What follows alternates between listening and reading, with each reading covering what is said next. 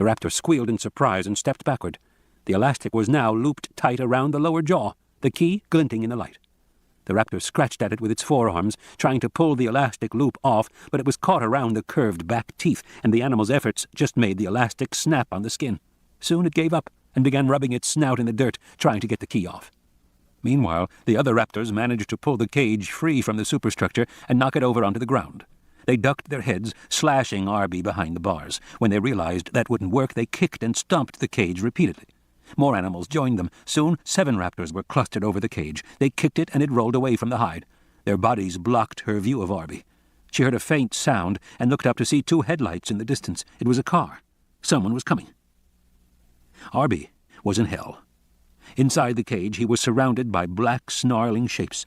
The raptors couldn't get their jaws through the spaces in the bars, but their hot saliva dripped down on him, and when they kicked, their claws came through, slashing his arms and shoulders as he rolled. His body was bruised, his head hurt from banging against the bars, his world was swirling, terrifying pandemonium. He knew only one thing with certainty.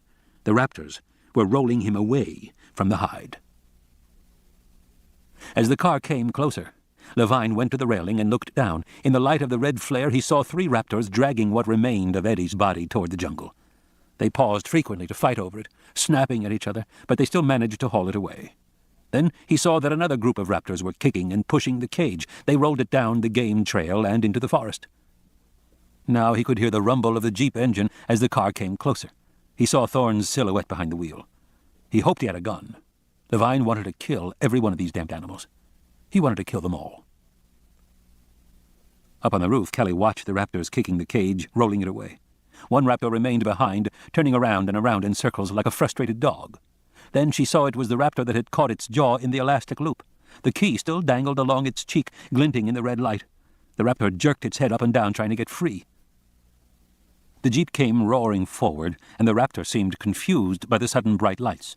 Thorne accelerated, trying to hit it with his car. The raptor turned and ran off, out into the plain. Kelly scrambled off the roof and headed down. Thorne threw open the door as Levine jumped into the car. "They got the kid," Levine said, pointing along the trail. Kelly was still coming down, shouting, "Wait!" Thorne said, "Get back up there. Sarah's coming. We'll get Arby." "But we can't lose them." Thorne gunned the engine and started to drive down the game trail, chasing the raptors. In the trailer, Ian Malcolm listened to the voices shouting over the radio. He heard the panic, the confusion. Black noise, he thought. Everything going to hell at once. 100,000 things interacting. He sighed and closed his eyes. Thorne drove fast. The jungle was dense around them. The trail ahead began to narrow, the big palms edging closer, slapping the car. He said, "Can we make it?" "It's wide enough," Levine said. "I walked it earlier today. Paras used this trail." "How could this happen?" Thorne said. "The cage was attached to the scaffolding." "I don't know," Levine said. "It broke off." How? "I didn't see. A lot happened." "And Eddie?" Thorne said grimly. "It was fast," Levine said. The Jeep plunged through the jungle, bouncing hard as it followed the game trail.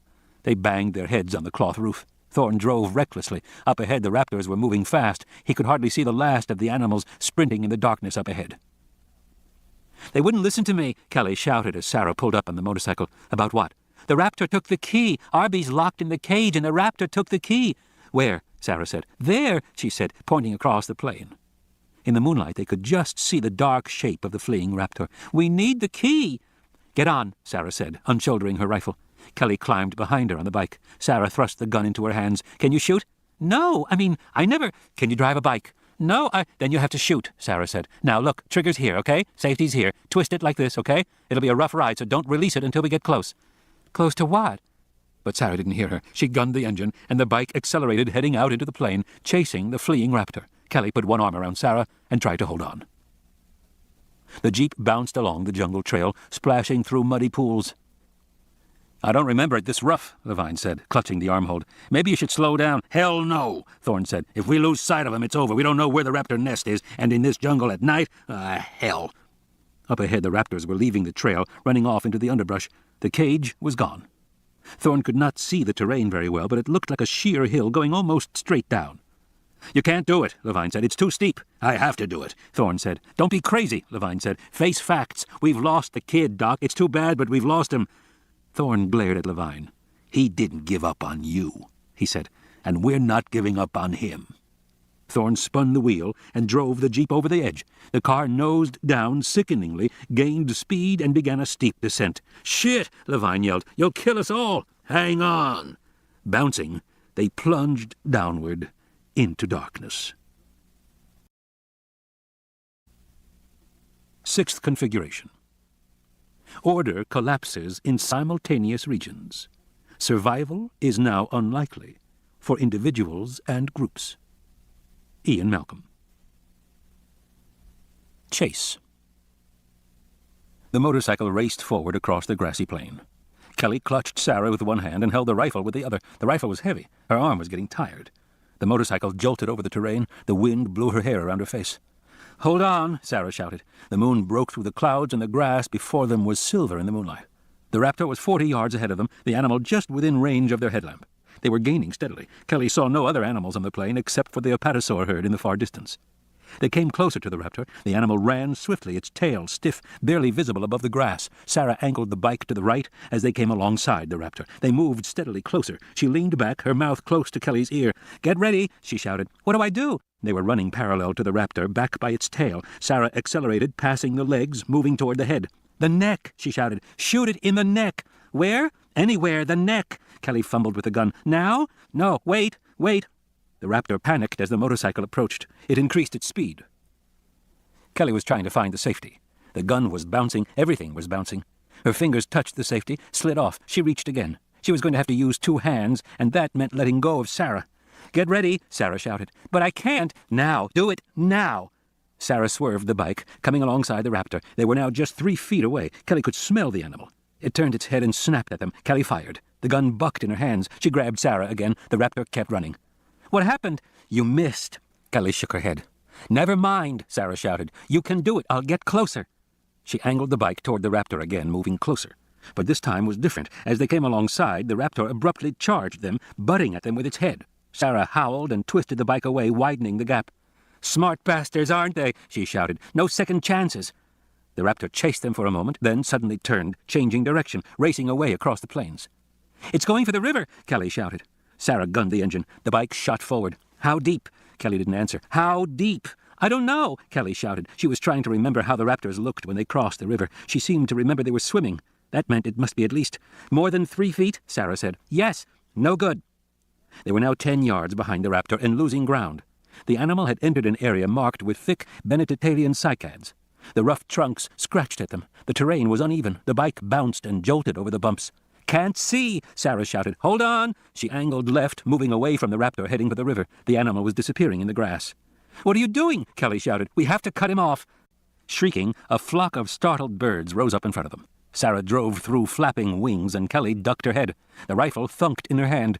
"Careful," Sarah shouted. "What happened?" "It went off." "How many shots do I have?" "2 more. Make him good." The river was up ahead, shimmering in the moonlight. They burst out of the grass and came onto the muddy bank. Sarah turned, the motorcycle swerved, slipped, and the bike shot away. Kelly fell, hitting the cold mud, Sarah landing hard on top of her. Immediately, Sarah jumped up, running for the bike, shouting, "Come on!" Dazed, Kelly followed her. The rifle in her hands was thick with mud. She wondered if it would still work. Sarah was already on the bike, gunning the engine, waving her forward. Kelly jumped on, and Sarah headed up the riverbank. The raptor was 20 yards ahead of them, approaching the water. "It's getting away!" Thorne's jeep crashed down the hillside out of control. Palms slapped against the windshield. They could see nothing at all, but they felt the steepness of the incline. The jeep fished sideways. Levine yelled. Thorne gripped the steering wheel, tried to turn the car back. He touched the brake. The jeep straightened and continued down the hill. There was a gap in the palms. He saw a field of black boulders looming directly ahead. The raptors were scrambling over the boulders, but maybe if he went left... "No!" Levine shouted. "No!" "Hang on!" Thorne yelled, and he twisted the wheel.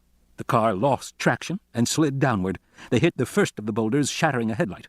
The car swung up at an angle, crashed down again. Thorne thought that had finished the transmission, but somehow the car was still going, angling down the hillside, moving off to the left. The second headlight smashed on a tree branch. They continued down in darkness, through another layer of palms, and then abruptly they banged down on level ground. The jeep tires rolled across soft earth. Thorne brought the car to a stop. Silence. They peered out the windows, trying to see where they were. But it was so dark, it was hard to see anything. They seemed to be at the bottom of a deep gully, a canopy of trees overhead. "Alluvial contours," Levine said. "We must be in a stream bed." As his eyes adjusted, Thorne saw he was right.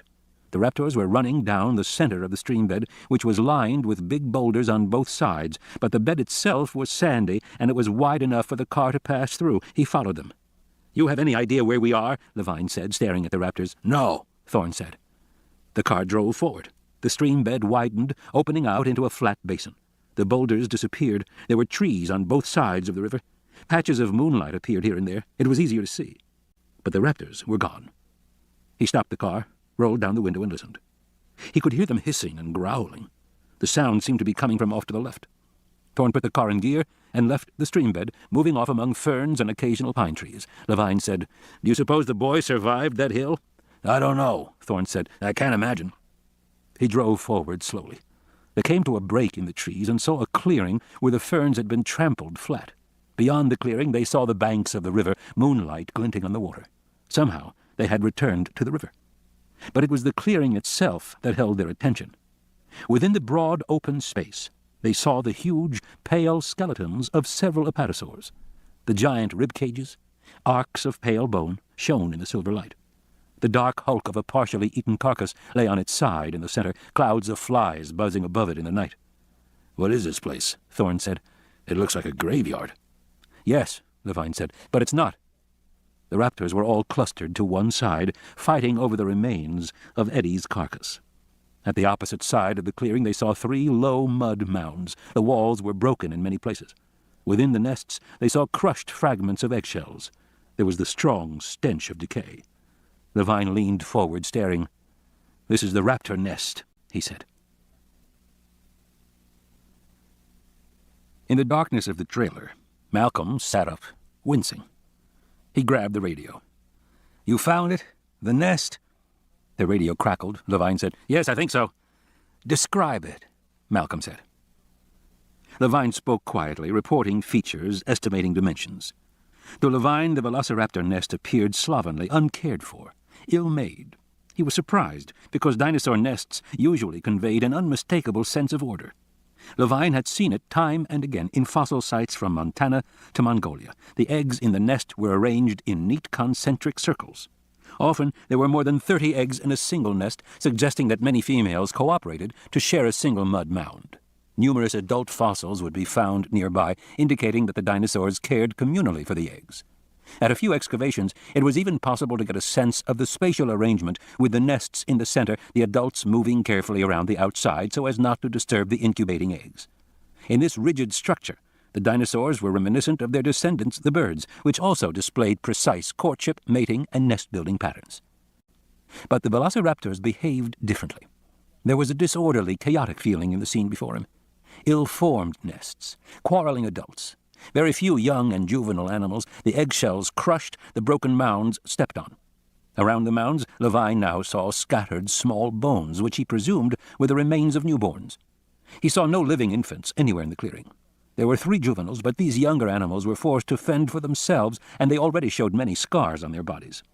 The youngsters looked thin, undernourished. Poking around the periphery of the carcass, they were cautious, backing away whenever one of the adults snapped at them. "And what about the apatosaurs?" Malcolm asked. "What about the carcasses?" Levine counted 4 altogether, in various stages of decomposition. "You have to tell Sarah," Malcolm said. But Levine was wondering about something else. He was wondering how these big carcasses had gotten here in the first place.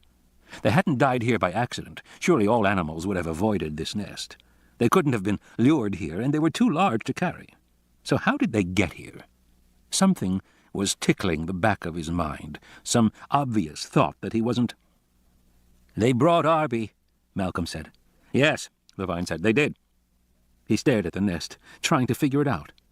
Then Thorne nudged him. "There's the cage," he said, pointing. At the far side of the clearing, lying on the ground, partially hidden behind fronds, Levine saw the glint of aluminum struts, but he couldn't see Arby. "Way over there," Levine said. The raptors were ignoring the cage, still fighting over Eddie's carcass. Thorne brought out a Lindstrut rifle, snapped open the cartridge pack. He saw 6 darts. "Not enough," he said, and snapped it shut. There were at least 10 raptors in the clearing. Levine rummaged in the back seat, found his knapsack, which had fallen to the floor. He unzipped it, came out with a small silver cylinder the size of a large soft drink bottle. It had a skull and crossbones stenciled on it. Beneath, Lettering read, "Caution, toxic metacholine, mivacurium." "What's that?" Thorne said. "Something they cooked up in Los Alamos," Levine said. "It's a non-lethal area neutralizer, releases a short-acting cholinesterase aerosol, paralyzes all life forms for up to 3 minutes. It'll knock all the raptors out." "But what about the boy?" Thorne said. "You can't use that. You'll paralyze him." Levine pointed. "If we throw the canister to the right of the cage, the gas will blow away from him toward the raptors." "Or it may not," Thorne said, "and he may be badly injured." Levine nodded. He put the cylinder back in the knapsack, then sat, facing forward, staring at the raptors. "So," Levine said, "what do we do now?" Thorne looked over at the aluminum cage, partially blocked by ferns. Then he saw something that made him sit up. The cage moved slightly, the bars shifting in the moonlight. "Did you see that?" Levine said. Thorne said, "I'm going to get that kid out of there." "But how?" Levine said. "The old-fashioned way," Thorne said. He climbed out of the car. Sarah accelerated, racing the motorcycle up the mud banks of the river. The raptor was just ahead, cutting diagonally toward them, heading for the water. "Go!" Kelly shouted. "Go!" The raptor saw them and changed course, angling farther ahead. It was trying to get distance on them, but they were moving faster on the open banks. They came abreast of the animal, flanking it, and then Sarah left the banks, heading back onto the grassy plain. The raptor moved right, deeper into the plain, away from the river. "You did it!" Kelly shouted. Sarah maintained her speed, moving slowly closer to the raptor. It seemed to have given up on the river, and now had no plan. It was just running up the plain. And they were steadily, inexorably gaining. Kelly was excited. She tried to wipe the mud off her rifle, preparing to shoot again. "Damn!" Sarah shouted. "What? Look!" Kelly leaned forward, stared past Sarah's shoulder. Directly ahead she saw the herd of apatosaurs. They were only 50 yards from the first of the enormous animals, which bellowed and wheeled in sudden fear. Their bodies were green-gray in the moonlight. The raptor streaked directly toward the herd. "It thinks it's going to lose us." Sarah gunned the bike, moving closer. "Get it now! Now!" Kelly aimed and fired. The gun bucked, but the raptor kept going. "Missed!" Up ahead, the apatosaurs were turning, their big legs stomping the ground. Their heavy tails whipped through the air, but they were too slow to move away. The raptor raced forward, heading directly beneath the big apatosaurs. "What do we do?" Kelly shouted. "No choice," Sarah yelled. She pulled parallel to the raptor just as they passed into shadow, racing beneath the first animal. Kelly glimpsed the curve of the belly, hanging 3 feet above her. The legs were as thick as tree trunks, stamping and turning. The raptor ran on, darting among the moving legs. Sarah swerved, followed. Above them, the animals roared and turned and roared again. They were beneath another belly, then out into moonlight, then in shadow again. Now they were in the middle of the herd. It was like being in a forest of moving trees. Directly ahead, a big leg came down with a slam that shook the ground. The bike bounced as Sarah swung left. They scraped against the animal's flesh. "Hang on!" she shouted, and swerved again, following the raptor. Above them, the apatosaurs were bellowing and moving. The raptor dodged and turned and then broke clear, racing out the back of the herd. "Shit!" Sarah said, spinning the bike around. A whiptail swung low, narrowly missing them, and then they too were free, chasing the raptor again. The motorcycle raced across the grassy plain. "Last chance!" Sarah shouted. "Do it!" Kelly raised the rifle. Sarah was driving hard and fast, pulling very close to the running raptor. The animal turned to butt her, but she held her position, punched it hard in the head with her fist. "Now!" Kelly shoved the barrel against the flesh of the neck and squeezed the trigger. The gun snapped back hard, jolting her in the stomach. The raptor ran on. "No!" she shouted. "No!" And then suddenly the raptor fell, tumbling end over end in the grass, and Sarah swung the bike away and pulled to a stop. The raptor was 5 yards away, flopping in the grass. It snarled and yelped. Then it was silent. Sarah took the rifle, snapped open the cartridge pack. Kelly saw 5 more darts. "I thought that was the last one," she said. "I lied," Sarah said. "Wait here." Kelly stayed by the bike while Sarah moved cautiously forward through the grass. Sarah fired 1 more shot, then stood waiting for a few moments. Then she bent down. When she came back, she was holding the key in her hand. In the nest, the raptors were still tearing at the carcass off to one side, but the intensity of the behavior was diminishing. Some of the animals were turning away, rubbing their jaws with their clawed hands, drifting slowly toward the center of the clearing, moving closer to the cage. Thorne climbed into the back of the jeep, pushing aside the canvas cover. He checked the rifle in his hands. Levine slid into the driver's seat. He started the engine. Thorne steadied himself in the back of the jeep, gripped the rear bar. He turned to Levine. "Go!" The jeep raced forward across the clearing. By the carcass, the raptors looked up in surprise as they saw the intruder. By then the jeep was past the center of the clearing, driving past the enormous dead skeletons, the broad ribs high over their heads, and then Levine was swinging the car left, pulling alongside the aluminum cage. Thorn jumped out and grabbed the cage in both hands. In the darkness, he couldn't tell how badly Arby was hurt. The boy was turned face down. Levine climbed out of the car. Thorn yelled for him to get back in as he lifted the cage high and swung it onto the back of the Jeep. Thorn jumped into the back next to the cage, and Levine shoved the car in gear. Behind them, the raptors snarled and raced forward in pursuit, running among the skeletal ribs. They crossed the clearing with stunning speed. As Levine stepped on the gas, the nearest raptor leaped high, landing up on the back of the car and grabbing the canvas tarp in its teeth. The animal hissed and held on. Levine accelerated, and the Jeep bounced out of the clearing. In darkness, Malcolm sank back into morphine dreams. Images floated in front of his eyes. Fitness landscapes, the multicolored computer images now employed to think about evolution. In this mathematical world of peaks and valleys, populations of organisms were seen to climb the fitness peaks or slide down into the valleys of non-adaptation. Stu Kaufman and his co-workers had shown that advanced organisms had complex internal constraints which made them more likely to fall off the fitness optima and descend into the valleys. Yet at the same time, complex creatures were themselves selected by evolution, because complex creatures were able to adapt on their own, with tools, with learning, with cooperation. But complex animals had obtained their adaptive flexibility at some cost. They had traded one dependency for another. It was no longer necessary to change their bodies to adapt, because now their adaptation was behavior, socially determined. That behavior required learning. In a sense, among higher animals, adaptive fitness was no longer transmitted to the next generation by DNA at all. It was now carried by teaching. Chimpanzees taught their young to collect termites with a stick. Such actions implied at least the rudiments of a culture, a structured social life. But animals raised in isolation, without parents, without guidance, were not fully functional. Zoo animals frequently could not care for their offspring because they had never seen it done. They would ignore their infants, or roll over and crush them, or simply become annoyed with them and kill them. The velociraptors were among the most intelligent dinosaurs and the most ferocious. Both traits demanded behavioral control. Millions of years ago, in the now vanished Cretaceous world, their behavior would have been socially determined, passed on from older to younger animals. Genes controlled the capacity to make such patterns, but not the patterns themselves. Adaptive behavior was a kind of morality. It was behavior that had evolved over many generations because it was found to succeed, behavior that allowed members of the species to cooperate, to live together, to hunt, to raise young. But on this island, the velociraptors had been recreated in a genetics laboratory. Although their physical bodies were genetically determined, their behavior was not. These newly created raptors came into the world with no older animals to guide them, to show them proper raptor behavior. They were on their own, and that was just how they behaved, in a society without structure, without rules, without cooperation. They lived in an uncontrolled, every creature for himself world where the meanest and the nastiest survived, and all the others died.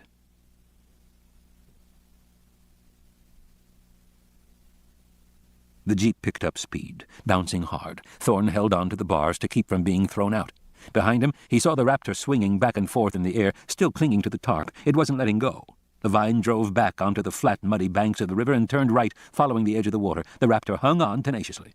Directly ahead, lying in the mud, Levine saw another skeleton. Another skeleton? Why were all these skeletons here? But there was no time to think. He drove forward, passing beneath the row of ribs. Without lights, he leaned forward and squinted in the moonlight, looking for obstacles ahead.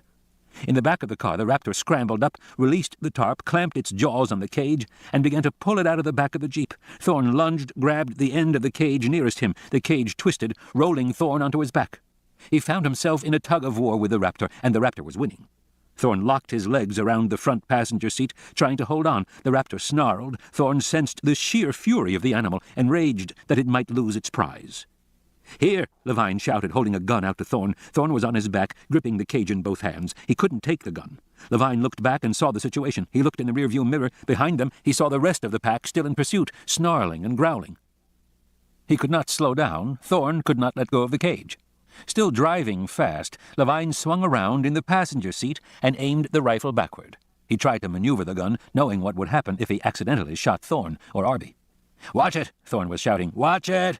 Levine managed to get the safety off and swung the barrel straight at the raptor, which was still gripping the cage bars in its jaws. The animal looked up, and in a quick movement closed its jaws over the barrel. It tugged at the gun. Levine fired. The raptor's eyes popped wide as the dart slammed into the back of its throat. It made a gurgling sound, then went into convulsions, toppling backward out of the jeep and yanking the gun from Levine's hands as it fell. Thorne scrambled to his knees and pulled the cage inside the car. He looked down inside it, but he couldn't tell about Arby.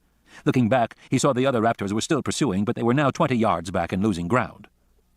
On the dashboard, the radio hissed. "Doc!" Thorne recognized Sarah's voice. "Yes, Sarah." "Where are you?" "Following the—" And it was a bright, moonlit night. Behind him, the raptors still continued to chase the jeep. They must still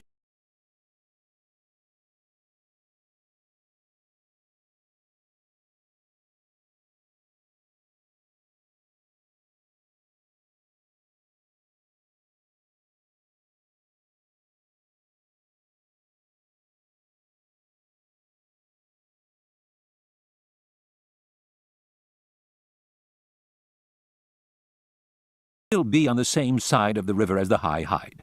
In that case, they ought to be able to make their way up onto the ridge road, somewhere to the left. That road would lead them back to the clearing and the remaining trailer, and safety. He nudged Levine, pointed to the right. "Go there." Levine turned the car. Thorne clicked the radio. "Sarah?" "Yes, Doc." "We're going back to the trailer on the ridge road." "Okay," Sarah said. "We'll find you." Sarah looked back at Kelly. "Where's the ridge road?" "I think it's that one up there," Kelly said, pointing to the spine of the ridge on the cliffs high above them. "Okay," Sarah said. She gunned the bike forward.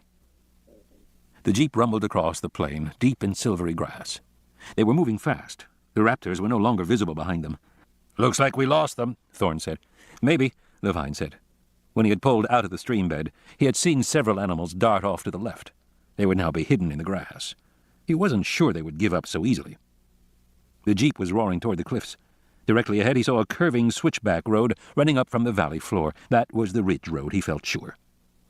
Now that the terrain was smoother, Thorne crawled back between the seats and crouched over the cage. He peered in through the bars at Arby, who was groaning softly.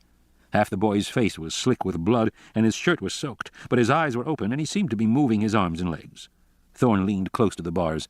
"Hey, son," he said gently. "Can you hear me?" Arby nodded, moaning. "How you doing there?" "Been better," Arby said. The jeep ground onto the dirt road and headed upward along the switchbacks. Levine felt a sense of relief as they moved higher, away from the valley. He was finally on the ridge road, and he was going to be safe. He looked up toward the crest. And then he saw the dark shapes in the moonlight, already at the top of the road, hopping up and down. Raptors, waiting for him. He pulled to a stop. "What do we do now?" "Move over," Thorne said grimly. "I'll take it from here." At the edge of chaos. Thorne came up onto the ridge and turned left, accelerating. The road stretched ahead in the moonlight, a narrow strip running between a rock wall to his left and a sheer cliff falling away on the right. 20 feet above him on the ridge, he saw the raptors leaping and snorting as they ran parallel to the jeep. Levine saw them too. "What are we going to do?" he said. Thorne shook his head. "Look in the toolkit. Look in the glove compartment. Get anything you can find." Levine bent over, fumbling in darkness, but Thorne knew they were in trouble. Their gun was gone. They were in a jeep with a cloth top, and the raptors were all around them. He guessed he was probably about half a mile from the clearing and the trailer. Half a mile to go.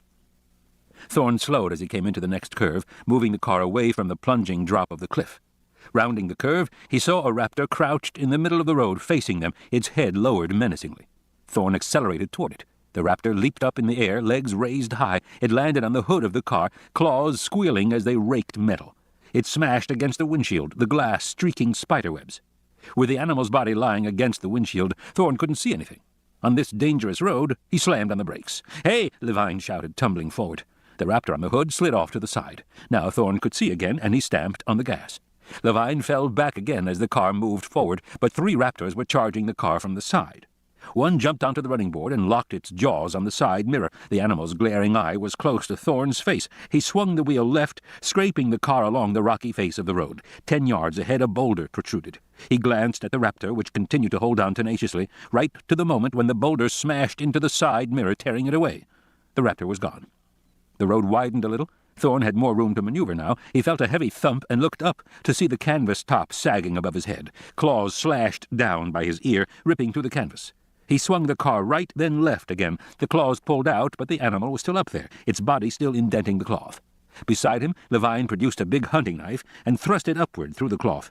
Immediately another claw raked downward, slashing Levine's hand. He yelled in pain, dropping the knife. Thorne bent over, reaching down to the floor for it.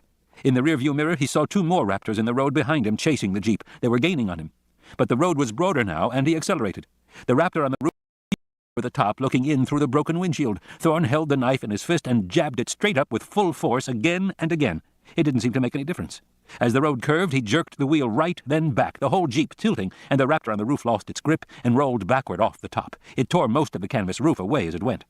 The animal bounced on the ground and hit the 2 pursuing raptors. The impact knocked all 3 over the side. They fell snarling down the cliff face. "That does it," Levine shouted. But a moment later, another raptor jumped down from the cliff and ran forward only a few feet from the Jeep, and lightly, almost easily, the raptor leaped up into the back of the Jeep. In the passenger seat, Levine stared. The raptor was fully inside the Jeep, its head low, arms up, jaws wide, in an unmistakable attack posture. The raptor hissed at him. Levine thought, "It's all over." He was shocked. His entire body broke out in sweat. He felt dizzy, and he realized in a single instant there was nothing he could do, that he was moments from death.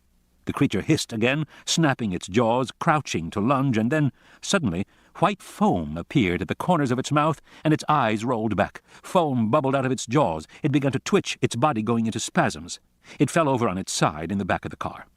Behind them, he now saw Sarah on the motorcycle, and Kelly holding the rifle. Thorne slowed, and Sarah pulled alongside them. She handed the key to Levine. "For the cage," she shouted. Levine took it numbly, almost dropped it. He was in shock, moving slowly, dumbly. "I nearly died," he thought. "Get her gun," Thorne said. Levine looked off to the left, where more raptors were still racing along, parallel to the car. He counted 6, but there were probably more. He tried to count again, his mind working slowly. "Get the damned gun!"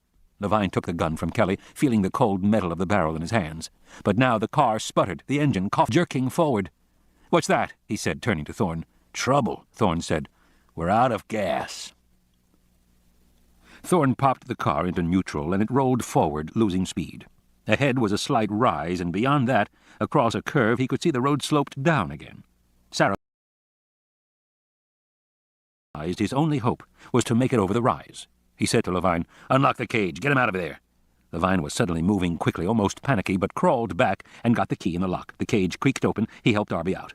Thorne watched the speedometer as the needle fell. They were going 25 miles an hour, then 20, then 15. The raptors running alongside began to move closer, sensing the car was in trouble. 15 miles an hour, still falling. "He's out," Levine said from the back. He clanged the cage shut. "Push the cage off," Thorne said. The cage rolled off the back, bouncing down the hill. 10 miles an hour. The car seemed to be creeping.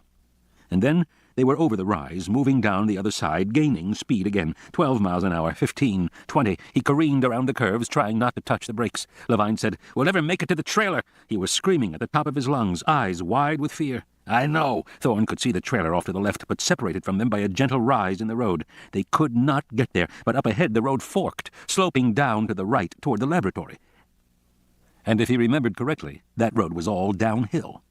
Thorne turned right, away from the trailer. He saw the big roof of the laboratory, a flat expanse in the moonlight. He followed the road past the laboratory, down around the back, toward the worker village. He saw the manager's house to the right and the convenience store with the gas pumps in front. Was there a chance they might still have gasoline? "Look," Levine said, pointing behind them. "Look, look!" Thorne glanced over his shoulder and saw that the raptors were dropping back, giving up the chase. In the vicinity of the laboratory, they seemed to hesitate. "They're not following us anymore," Levine shouted. "Yeah," Thorne said, "but where's Sarah?" Behind them, Sarah's motorcycle was nowhere to be seen. Trailer. Sarah Harding twisted the handlebars, and the motorcycle shot forward over the low rise in the road ahead. She crested and came down again, heading toward the trailer. Behind her, 4 raptors snarled in pursuit. She accelerated, trying to get ahead of them to gain precious yards, because they were going to need it. She leaned back and shouted to Kelly, "Okay, this has to be fast." "What?" Kelly shouted. "When we get to the trailer, you jump off and run in. Don't wait for me, understand?" Kelly nodded tensely. "Whatever happens, don't wait for me." "Okay." Harding roared up to the trailer, braked hard. The bike skidded on the wet grass, banged into the metal siding, but Kelly was already leaping off, scrambling up toward the door, going into the trailer. Sarah had wanted to get the bike inside, but she saw the raptors were very close, too close. She pushed the bike toward them and, in a single motion, stepped up and threw herself through the trailer door, landing on her back on the floor. She twisted her body around and kicked the door shut with her just as the first of the raptors slammed against it. Inside the dark trailer, she held the door shut as the animals pounded it repeatedly. She felt for a lock on the door but couldn't find one. "Ian, does this door lock?" She heard Malcolm's voice, dreaming in the darkness. "Life is a crystal," he said. "Ian, try and pay attention." Then Kelly was alongside her, hands moving up and down. The raptors thumped against the door. After a moment she said, "It's down here by the floor." Harding heard a metallic click and stepped away. Kelly reached out, took her hand. The raptors were pounding and snarling outside. "It'll be okay," Harding said reassuringly. She went over to Malcolm, still lying on the bed. The raptors snapped and lunged at the window near his head, their claws raking the glass. Malcolm watched them calmly. "Noisy bastards, aren't they?" By his side, the first aid kit was open, a syringe on the cushion. He had probably injected himself again.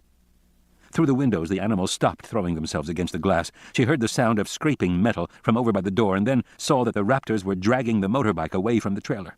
They were hopping up and down on it in fury. It wouldn't be long before they punctured the tires.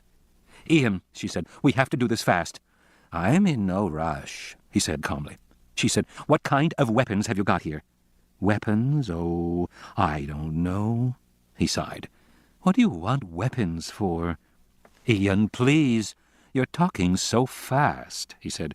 "You know, Sarah, you really ought to try to relax." In the darkened trailer, Kelly was frightened, but she was reassured at the no-nonsense way Sarah talked about weapons. And Kelly was beginning to see that Sarah didn't let anything stop her. She just went and did it. This whole attitude of not letting other people stop you, of believing that you could do what you wanted, was something she found herself imitating. Kelly listened to Dr. Malcolm's voice and knew that he would be of no help. He was on drugs, and he didn't care. And Sarah didn't know her way around the trailer. Kelly did. She had searched the trailer earlier looking for food, and she seemed to remember. In the darkness, she pulled open the drawers quickly. She squinted, trying to see. She was sure she remembered one drawer, low down, had contained a pack marked with a skull and crossbones. That pack might have some kind of weapons, she thought. She heard Sarah say, "Ian, try and think." And she heard Dr. Malcolm say, "Oh, I have been, Sarah. I've had the most wonderful thoughts. You know, all those carcasses at the raptor site present a wonderful example of—" "Not now, Ian." Kelly went through the drawers, leaving them open so she would know which ones she had already checked. She moved down the trailer, and then her hand touched rough canvas. She leaned forward. Yes, this was it. Kelly pulled out a square canvas pack that was surprisingly heavy. She said, "Sarah, look." Sarah Harding took the pack to the window where moonlight shone in. She unzipped the pack and stared at the contents. The pack was divided into padded sections. She saw 3 square blocks made of some substance that felt rubbery, and there was a small silver cylinder like a small oxygen bottle. "What is all this stuff?" "We thought it was a good idea," Malcolm said, "but now I'm not sure it was. The thing is that—" "What is it?" she said, interrupting. She had to keep him focused. His mind was drifting. "Non-lethals," Malcolm said. "Alexander's ragtime band. We wanted to have—" "What's this?" she said, holding up one of the blocks in front of his face. "Area dispersal smoke cube. What you do is—" "Just smoke?" she said. "It just makes smoke?"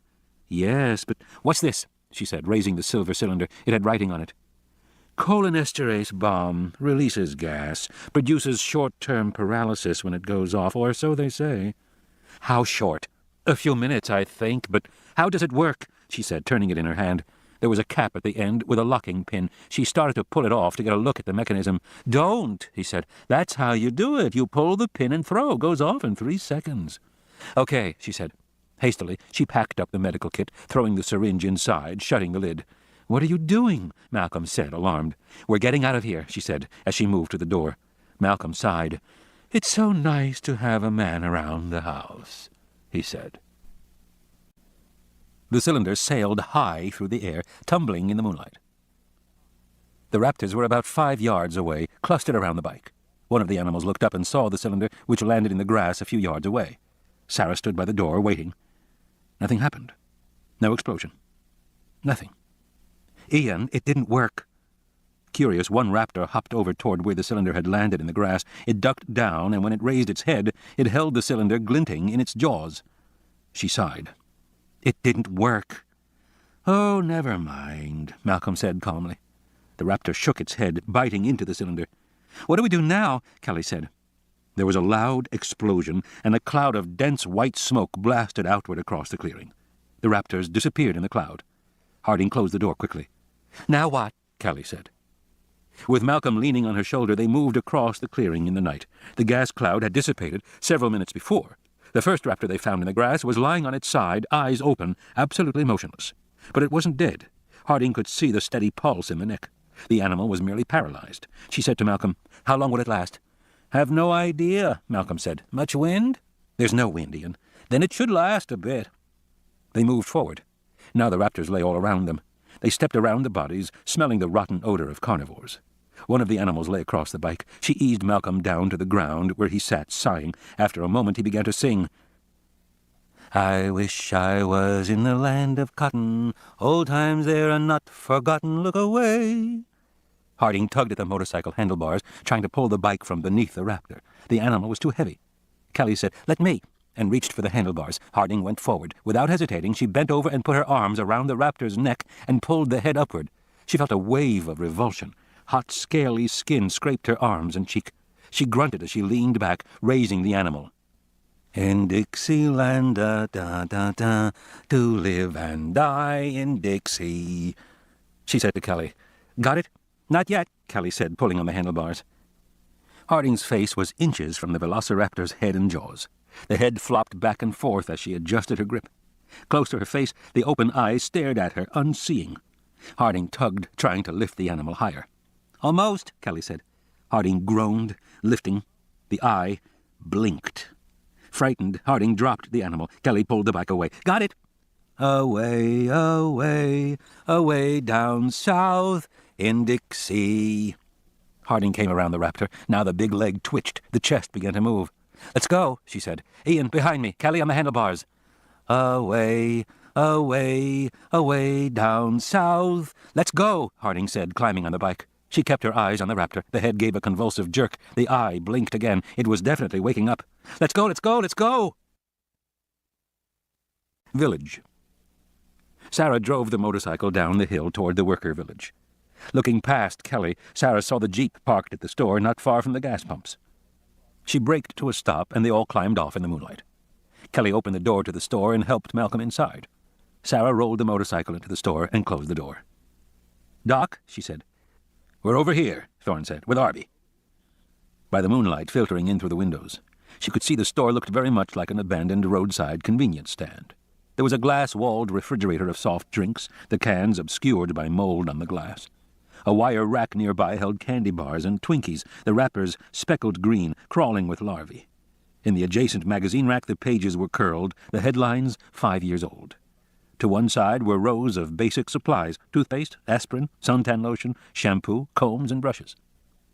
Alongside this were racks of clothing, T-shirts and shorts, socks, tennis rackets, bathing suits, and a few souvenirs, keychains, ashtrays, and drinking glasses. In the center of the room was a little island with a computer cash register, a microwave, and a coffee maker. The microwave door hung wide open. Some animal had made a nest inside.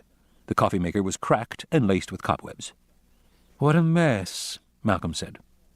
"Looks fine to me," Sarah Harding said. The windows were all barred. The walls seemed solid enough. The canned goods would still be edible. She saw a sign that said restrooms, so maybe there was plumbing, too. They should be safe here, at least for a while. She helped Malcolm to lie down on the floor. Then she went over to where Thorne and Levine were working on Arby. "I brought the first aid kit," she said. "How is he?" "Pretty bruised," Thorne said. "Some gashes, but nothing broken. Head looks bad." "Everything hurts," Arby said. "Even my mouth." "Somebody see if there's a light," she said. "Let me look, Arby. Okay, you're missing a couple of teeth, that's why, but that can be fixed.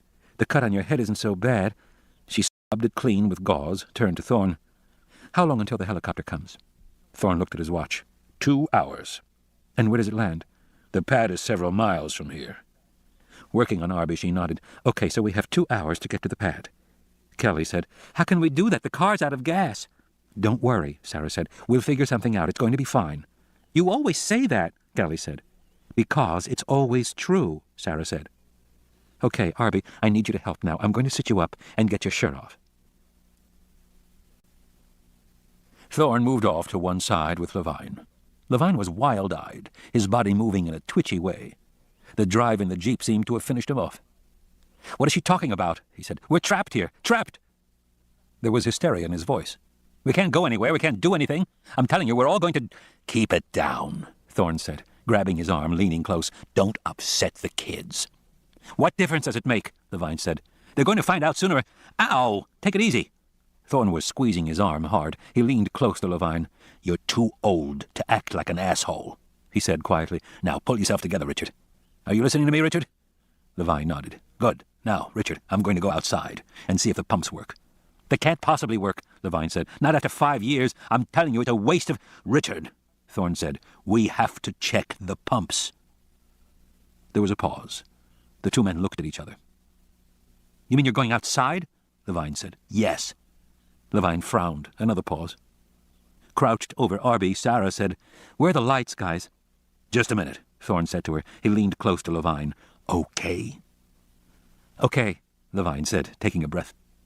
Thorne went to the front door, opened it, and stepped out into darkness. Levine closed the door behind him. Thorne heard a click as the door locked. He immediately turned and rapped softly. Levine opened the door a few inches, peering out. "For Christ's sake," Thorne whispered, "don't lock it." "But I just thought—" "Don't lock the damn door." Okay, I'm sorry." "For Christ's sake," Thorne said. He closed the door again and turned to face the night. Around him, the worker village was silent. He heard only the steady drone of cicadas in the darkness. It seemed almost too quiet, he thought. But perhaps it was just the contrast from the snarling raptors. Thorne stood with his back to the door for a long time, staring out at the clearing. He saw nothing. Finally, he walked over to the jeep, opened the side door, and fumbled in the dark for the radio. His hand touched it. It had slid under the passenger seat. He pulled it out and carried it back to the store, knocked on the door. Levine opened it, said, "It's not locked." "Here." Thorne handed him the radio, closed the door again. Again he paused, watching. Around him the compound was silent. The moon was full. The air was still. He moved forward and peered closely at the gas pumps. The handle of the nearest one was rusted and draped with spiderwebs. He pulled the nozzle up and flicked the latch. Nothing happened. He squeezed the nozzle handle. No liquid came out. He tapped the glass window on the pump that showed the number of gallons, and the glass fell out in his hand. Inside, a spider scurried across the metal numerals. There was no gas. They had to find gas, or they'd never get to the helicopter. He frowned at the pumps, thinking they were simple, the kind of very reliable pumps you found at a remote construction site. And that made sense, because, after all, this was an island. He paused. This was an island. That meant everything came in by plane or boat. Most times, probably by boat. Small boats, where supplies were offloaded by hand, which meant... He bent over, examining the base of the pump in the moonlight. Just as he thought, there were no buried gas tanks. He saw a thick black PVC pipe running at an angle just under the ground. He could see the direction the pipe was going, around the side of the store. Thorne followed it, moving cautiously in the moonlight. He paused for a moment to listen, then moved on. He came around to the side and saw just what he expected to see, 50-gallon metal drums ranged along the side wall. There were 3 of them, connected by a series of black hoses. That made sense. All the gasoline on the island would have had to come here in drums. He tapped the drums softly with a knuckle. They were hollow. He lifted one, hoping to hear the slosh of liquid at the bottom. They needed only a gallon or 2. Nothing. The drums were empty. But surely, he thought, there must be more than 3 drums. He did a quick calculation in his head. A lab this large would have had a half-dozen support vehicles, maybe more. Even if they were fuel-efficient, they'd burn 30 or 40 gallons a week. To be safe, the company would have stored at least 2 months' supply, perhaps 6 months' supply. That meant 10 to 30 drums. And steel drums were heavy, so they probably stored them close by, probably just a few yards. He turned slowly, looking. The moonlight was bright, and he could see well. Beyond the store there was an open space, and then clumps of tall rhododendron bushes which had overgrown the path leading to the tennis court. Above the bushes, the chain-link fence was laced with creeping vines. To the left was the first of the worker cottages. He could see only the dark roof. To the right of the court, nearer the store, there was thick foliage, although he saw a gap, a path. He moved forward, leaving the store behind. Approaching the dark gap in the bushes, he saw a vertical line and realized it was the edge of an open wooden door.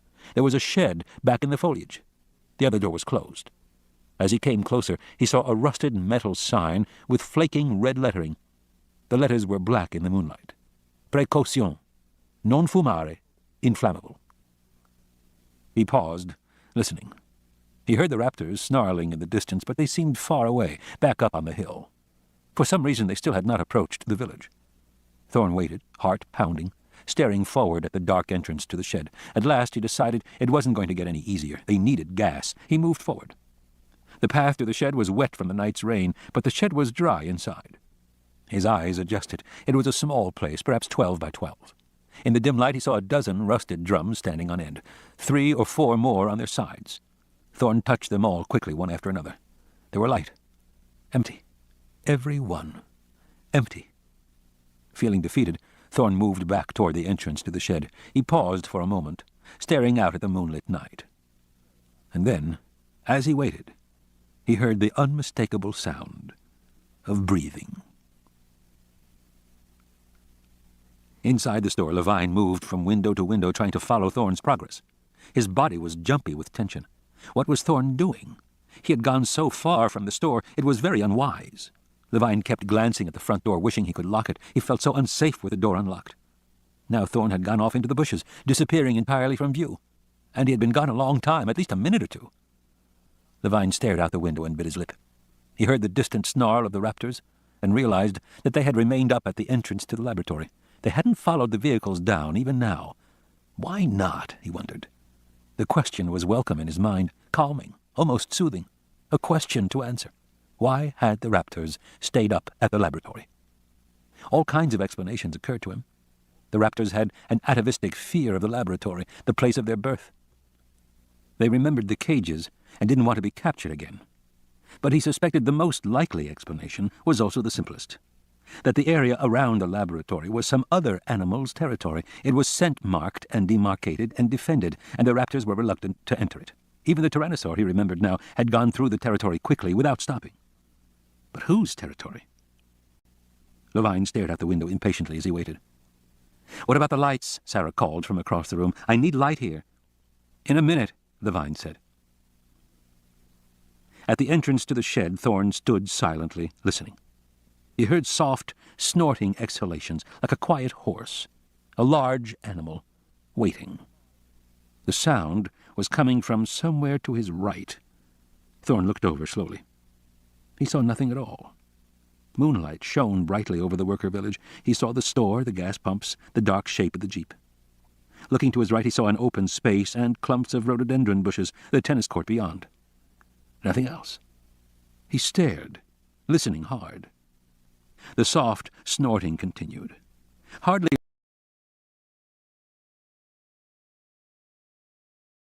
But there was no breeze. The trees and bushes were not moving. Or were they? Thorne had the sense that something was wrong. Something right before his eyes. Something that he could see, but couldn't see. With the effort of staring, he began to think his eyes were playing tricks on him. He thought he detected a slight movement in the bushes to the right. The pattern of the leaves seemed to shift in the moonlight. Shift and stabilize again. But he wasn't sure. Thorne stared forward, straining, and as he looked, he began to think that it wasn't the bushes that had caught his eye, but rather the chain-link fence. For most of its length, the fence was overgrown with an irregular tangle of vines, but in a few places the regular diamond pattern of links was visible, and there was something strange about that pattern. The fence seemed to be moving, rippling. Thorne watched carefully. Maybe it is moving, he thought. Maybe there's an animal inside the fence, pushing against it, making it move. But that didn't seem quite right. It was something else. Suddenly lights came on inside the store. They shone through the barred windows, casting a geometric pattern of dark shadows across the open clearing and onto the bushes by the tennis court. And for a moment, just a moment, Thorne saw that the bushes beside the tennis court were oddly shaped and that they were actually 2 dinosaurs, 7 feet tall, standing side by side, staring right at him. Their bodies seemed to be covered in a patchwork pattern of light and dark that made them blend in perfectly with leaves behind them and even with the fence of the tennis court. Thorne was confused. Their concealment had been perfect, too perfect. until the lights from the store windows had shone out and caught them in the sudden bright glare. Thorn watched, holding his breath, and then he realized that the leafy light and dark pattern went only part way up their bodies to mid-thorax. Above that the animals had a kind of diamond-shaped criss-cross pattern that matched the fence. And as Thorn stared, the complex patterns on their bodies faded, the animals turned a chalky white, and then a series of vertical striped shadows began to appear, which exactly matched the shadows cast by the windows. And before his eyes, the two dinosaurs disappeared from view again. Squinting, with concentrated effort, he could just barely distinguish the outlines of their bodies. He would never have been able to see them at all had he not already known they were there. They were chameleons, but with a power of mimicry unlike any chameleon Thorn had ever seen. Slowly he backed away into the shed, moving deeper into darkness. "My God!" Levine exclaimed, staring up. "I had to turn on the lights. That boy needs help. I can't do it in the dark." Levine did not answer her. He was staring out the window, trying to comprehend what he had just seen. He now realized what he had glimpsed the day Diego was killed, that brief momentary sense that something was wrong. Levine now knew what it was, but it was quite beyond anything that was known among terrestrial animals, and— "What is it?" she said, standing alongside him at the window. "Is it Thorn?" "Look," Levine said. She stared out through the bars. "At the bushes? What? What am I supposed to—" "Look," he said. She watched for a moment longer, then shook her head. "I'm sorry." "Start at the bottom of the bushes," Levine told her. "Then let your eyes move up very slowly. Just look, and you'll see the outline." He heard her sigh. "I'm sorry." "Then turn out the lights again," he said, "and you'll see." She turned the lights out, and for a moment Levine saw the two animals in sharp relief, their bodies pale white with vertical stripes in the moonlight. Almost immediately the pattern started to fade. Harding came back, pushed in alongside him, and this time she saw the animals instantly, just as Levine knew she would. "No shit," she said. "There are two of them?" "Yes, side by side." "And is the pattern fading?" "Yes, it's fading." As they watched, the striped pattern on their skins was replaced by the leafy pattern of the rhododendrons behind them. Once again the two dinosaurs blended into invisibility. But such complex patterning implied that their epidermal layers were arranged in a manner similar to the chromatophores of marine invertebrates. The subtlety of shading, the rapidity of the changes all suggested— Harding frowned. "What are they?" she asked. "Chameleons of unparalleled skill, obviously, although I'm not sure one is entirely justified in referring to them as chameleons, since technically chameleons have only the ability—" "What are they?" Sarah said impatiently. "Actually, I'd say they're Carnotaurus sastrae, type specimens from Patagonia. 3 meters in height with distinctive heads. You notice the short bulldog snouts and the pair of large horns above the eyes, almost like wings. They're carnivores?" "Yes, of course, they have the—" "Where's Thorn?"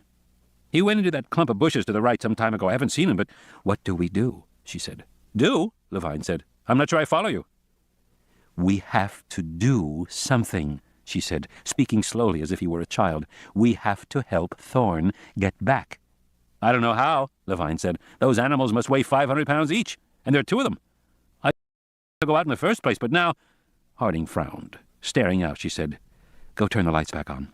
"I'd prefer to—" "Go turn the lights back on." Levine got up irritably. He had been relishing his remarkable discovery, a truly unanticipated feature of dinosaurs, although not, of course, entirely without precedent among related vertebrates, and now this little muscle-bound female was barking orders at him. Levine was offended. After all, she was not much of a scientist. She was a naturalist, a field devoid of theory. One of those people who poked around in animal crap and imagined they were doing original research. A nice outdoor life is all it amounted to. It wasn't science by any stretch. "On!" Harding shouted, looking out the window. He flicked the lights on and started to head back to the window. "Off!" Hastily he went back and turned them off. "On!" He turned them on again. She got up from the window and crossed the room. "They didn't like that," she said. "It bothered them." "Well, there's probably a refractory period." "Yeah, I think so. Here, open these." She scooped up a handful of flashlights from one of the shelves, handed them to him, then went and got batteries from an adjacent wire rack. "I hope they still work." "What are you going to do?" Levine said. "We," she said grimly. "We." Thorn stood in the darkness of the shed, staring outward through the open doors. Someone had been turning the lights on and off inside the store. Then, for a while, they remained on, but now suddenly they went off again. The area in front of the shed was lit only by moonlight. He heard movement, a soft rustling. He heard the breathing again, and then he saw the 2 dinosaurs walking upright with stiff tails. Their skin patterns seemed to shift as they walked, and it was difficult to follow them, but they were moving toward the shed. They arrived at the entrance, their bodies silhouetted against the moonlight beyond, their outlines finally clear. They looked like small tyrannosaurs, except they had protuberances above the eyes, and they had very small, stubby forelimbs. The carnivores ducked their squarish heads down and looked into the shed cautiously, snorting, sniffing, their tails swinging slowly behind them. They were really too big to come inside, and for a moment he hoped that they would not. Then the first of them lowered its head, growled, and stepped through the entrance. Thorn held his breath. He was trying to think what to do, but he couldn't think of anything at all. The animals were methodical, the first one moving aside so the second could enter as well. Suddenly, from along the side of the store, a half-dozen glaring lights shone out in bright beams. The lights moved, splashed on the dinosaurs' bodies. The beams began to move back and forth in slow, erratic patterns like searchlights. The dinosaurs were clearly visible, and they didn't like it. They growled and tried to step away from the lights, but the beams moved continuously, searching them out, crisscrossing over their bodies. As the lights passed over their torsos, the skin paled in response, reproducing the movement of the beams after the lights had moved on, their bodies streaking white, fading to dark, streaking white again.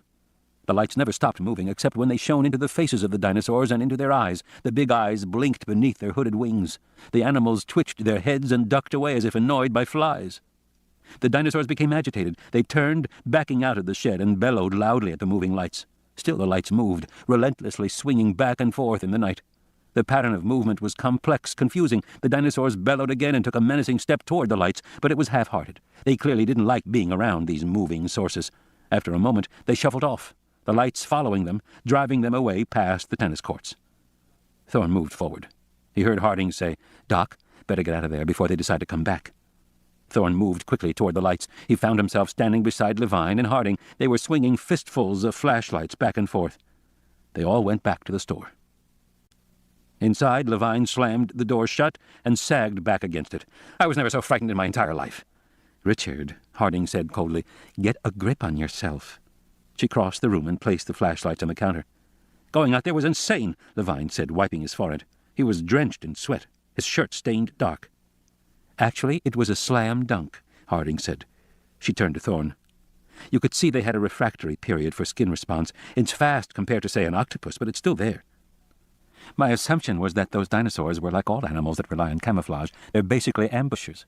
They're not particularly fast or active. They stand motionless for hours in an unchanging environment, disappearing into the background, and they wait until some unsuspecting meal comes along. But if they have to keep adjusting to new light conditions, they know they can't hide. They get anxious, and if they get anxious enough, they finally just run away, which is what happened."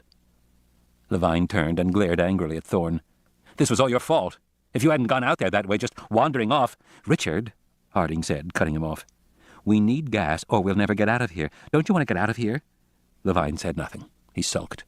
"Well," Thorn said, "there wasn't any gas in the shed anyway." "Hey, everybody," Sarah said. "Look who's here." Arby came forward, leaning on Kelly. He had changed into clothes from the store, a pair of swimming trunks and a T-shirt that said InGen Bioengineering Labs, and beneath, "We Make the Future." Arby had a black eye, a swollen cheekbone, and a cut that Harding had bandaged on his forehead. His arms and legs were badly bruised, but he was walking and he managed a crooked smile. Thorn said, "How do you feel, son?" Arby said, "You know what I want more than anything right now?" "What?" Thorn said. "Diet Coke," Arby said, "and a lot of aspirin." Sarah bent over Malcolm. He was humming softly, staring upward. "How is Arby?" he asked. "He'll be okay." "Does he need any morphine?" Malcolm asked. "No, I don't think so." "Good," Malcolm said. He stretched out his arm, rolling up the sleeve. Thorn cleaned the nest out of the microwave and heated up some canned beef stew. He found a package of paper plates decorated in a Halloween motif, pumpkins and bats, and spooned the food onto the plates. The two kids ate hungrily. He gave a plate to Sarah, then turned to Levine. "What about you?" Levine was staring out the window. "No." Thorn shrugged. Arby came over, holding his plate. "Is there any more?" "Sure," Thorn said. He gave him his own plate. Levine went over and sat with Malcolm. Levine said, "Well, at least we were right about one thing. This island was a true lost world. A pristine, untouched ecology. We were right from the beginning." Malcolm looked over and raised his head. "Are you joking?" he said. What about all the dead apatosaurs? I've been thinking about that, Levine said. The raptors killed them, obviously, and then the raptors— Did what? Malcolm said. Dragged them to their nest? Those animals weigh 50 tons, Richard. 100 raptors couldn't drag them. No. He sighed. The carcasses must have floated to a bend in the river where they beached. The raptors made their nest at a source of convenient food supply. Dead apatosaurs. Well, possibly. But why so many dead apatosaurs, Richard? Why do none of the animals attain adulthood? And why are there so many predators on the island? Well, we need more data, of course, Levine began. No, we don't, Malcolm said. Didn't you go through the lab? We already know the answer. What is it? Levine said irritably. Prions, Malcolm said, closing his eyes. Levine frowned. What are prions? Malcolm sighed. Ian, Levine said, what are prions? Go away, Malcolm said, waving his hand. Arby was curled up in a corner near sleep. Thorne rolled up a T-shirt and put it under the boy's head. Arby mumbled something and smiled. In a few moments he began to snore. Thorne got up and went over to Sarah, who was standing by the window. Outside, the sky was beginning to lighten above the trees, turning pale blue. How much time now? She said. Thorne looked at his watch. Maybe an hour. She started to pace. We've got to get gas, she said. If we have gas, we can drive the jeep to the helicopter site. But there's no gas, Thorne said. There must be some somewhere. She continued to pace. You tried the pumps? Yes, they're dry. What about inside the lab? I don't think so. Where else? What about the trailer? Thorne shook his head. It's just a passive tow trailer. The other unit has an auxiliary generator and some gas tanks, but it went over the cliff. Maybe the tanks didn't rupture when it fell. We still have the motorcycle. Maybe I can go out there and— Sarah, he said. It's worth a try. Sarah. From the window, Levine said softly, Heads up. We have visitors.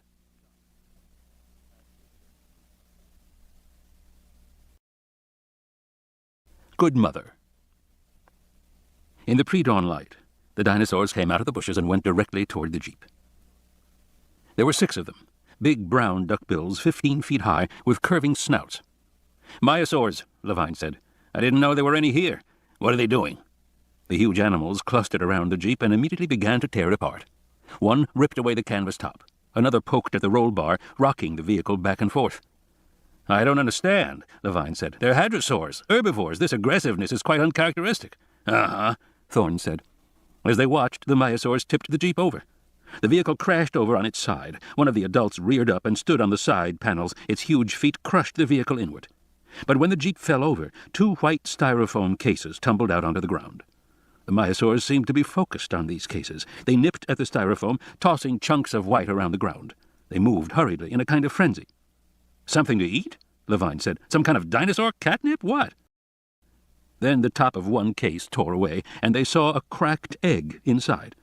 Protruding from the egg was a wrinkled bit of flesh. The myosaurs slowed. Their movements were now cautious, gentle. They honked and grunted. The big bodies of the animals blocked their view. There was a squeaking sound. You're kidding, Levine said. On the ground, a tiny animal moved about. Its body was pale brown, almost white. It tried to stand, but flopped down at once. It was barely a foot long, with wrinkled folds of flesh around its neck. In a moment, a second animal tumbled out beside it. Harding sighed.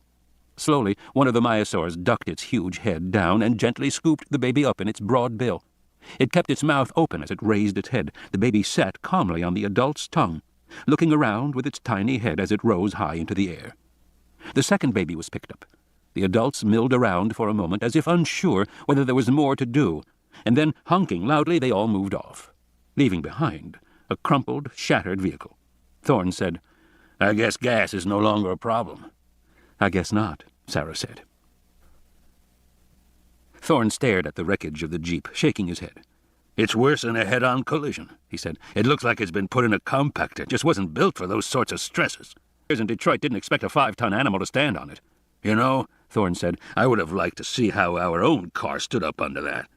You mean because we beefed it up? Yes, Thorne said. We really built it to take fantastic stresses, huge stresses. Ran it through computer programs, added those honeycomb panels, the whole—" Harding said, turning away from the window. "What are you talking about?" "The other car," Thorne said. "What other car?" "The car we brought," he said. "The Explorer." "Of course," she said, suddenly excited. "There's another car. I completely forgot. The Explorer." "Well, it's history now," Thorne said. "It shorted out last night when I was coming back to the trailer. I ran it through a puddle and it shorted out." "So, maybe it's still—" "No," Thorne said, shaking his head. "A short like that'd blow the VR. It's an electric car. It's dead." "I'm surprised you don't have circuit breakers for that." "Well, we never used to put them in, although on this latest version—" He trailed off. He shook his head. "I can't believe it." "The car has circuit breakers?" "Yes. Eddie put them in last minute." "So the car might still run?" "Yes, it probably would if you reset the breakers." "Where is it?" she said. She was heading for the motorcycle. "I left it on that side road that runs from the Ridge Road down to the Hyde. But Sarah—" "It's our only chance," she said. She pulled on her radio headset, adjusted the microphone to her cheek, and rolled the motorcycle to the door. "Call me," she said. "I'm going to go find us a car." They watched through the windows. In the early morning light, she climbed onto the motorcycle and roared off up the hill. Levine watched her go. "What do you figure her odds are?" Thorne just shook his head. The radio crackled. "Doc?" Thorne picked it up. "Yes, Sarah." "I'm coming up the hill now. I see... There's 6 of them." "Raptors?" "Yeah, they're, Listen, I'm going to try another path. I see a—" The radio crackled. "Sarah?" She was breaking up. "Sort of a game trail that... Here, think I better—" "Sarah," Thorne said, "you're breaking up." "Do now, so just... Shmee luck." Over the radio they heard the hum of the bike. Then they heard another sound, which might have been an animal's snarl, and might have been more static. Thorne bent forward, holding the radio close to his ear. Then, abruptly, the radio clicked and was silent. He said, "Sarah." There was no answer. "Maybe she turned it off," Levine said. Thorne shook his head. "Sarah." Nothing. "Sarah, are you there?" They waited. Nothing. "Hell," Thorne said. Time passed slowly. Levine stood by the window, staring out. Kelly was snoring in a corner. Arby lay next to Malcolm, fast asleep. And Malcolm was humming tunelessly. Thorne sat on the floor in the center of the room, leaning back against the checkout counter. Every so often he'd pick up the radio and try to call Sarah, but there was never any answer. He tried all 6 channels. There was no answer on any of them. Eventually, he stopped trying. The radio crackled. "These damned things never work right." A grunt.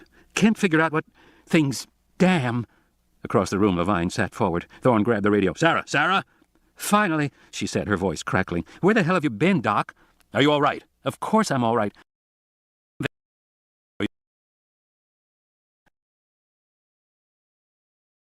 "Screwing down the cover on your battery pack. It's probably loose." "No, I mean, what should I do about..."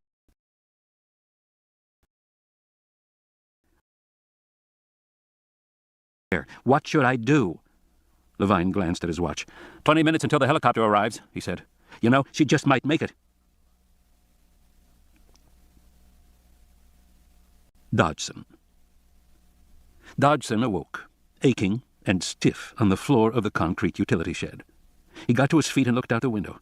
He saw streaks of red in a pale blue sky. He opened the door to the utility shed and went outside. He was very thirsty, and his body was sore. He started walking beneath a canopy of trees. The jungle around him was silent in the early morning. He needed water. More than anything, he needed water. Somewhere off to his left he heard the soft gurgle of a stream. He headed toward it, moving more quickly. Through the trees he could see the sky growing lighter. He knew that Malcolm and his party were still here. They must have some plan to get off the island. If they could get off, he could too. He came over a low rise and looked down at a gully and a flowing stream. It looked clear. He hurried down toward it, wondering if it was polluted. He decided he didn't care. Just before he reached the stream, he tripped over a vine and fell, swearing. He got to his feet and looked back. Then he saw it wasn't a vine he had tripped over. It was the strap of a green backpack. Dodgson tugged at the strap, and the whole backpack slid out of the foliage. The pack had been torn apart, and it was crusty with dried blood. As he pulled it, the contents clattered out among the ferns. Flies were buzzing everywhere, but he saw a camera, a metal case for food, and a plastic water bottle. He searched quickly through the surrounding ferns, but he didn't find much else, except some soggy candy bars. Dodgson drank the water, and then realized he was very hungry. He popped open the metal case, hoping for some decent food, but the case didn't contain food. It was filled with foam packing, and in the center of the packing was a radio. He flicked it on. The battery light glowed strongly. He flicked from one channel to another, hearing static. Then a man's voice. "Sarah, this is Thorne. Sarah?" After a moment, a woman's voice. "Doc, did you hear me? I said I'm at the car." Dodgson listened and smiled. So there was a car. In the store, Thorne held the radio close to his cheek. "Okay," he said. "Sarah, listen carefully. Get in the car and do exactly what I tell you." "Okay, fine," she said. "But tell me first, is Levine there?" "He's here."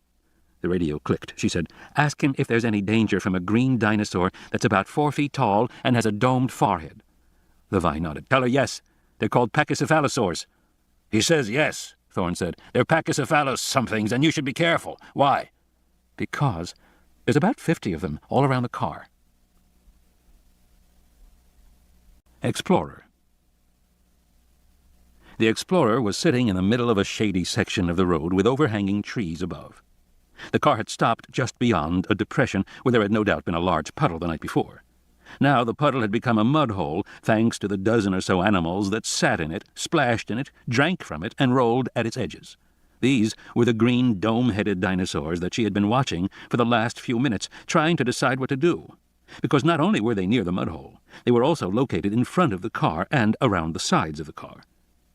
She had watched the Pachycephalosaurs with uneasiness. Harding had spent a lot of time on the ground with wild animals, but usually animals she knew well. From long experience, she knew how closely she could approach and under what circumstances. If this were a herd of wildebeest, she would walk right in without hesitation. If it were a herd of American buffalo, she would be cautious, but she'd still go in.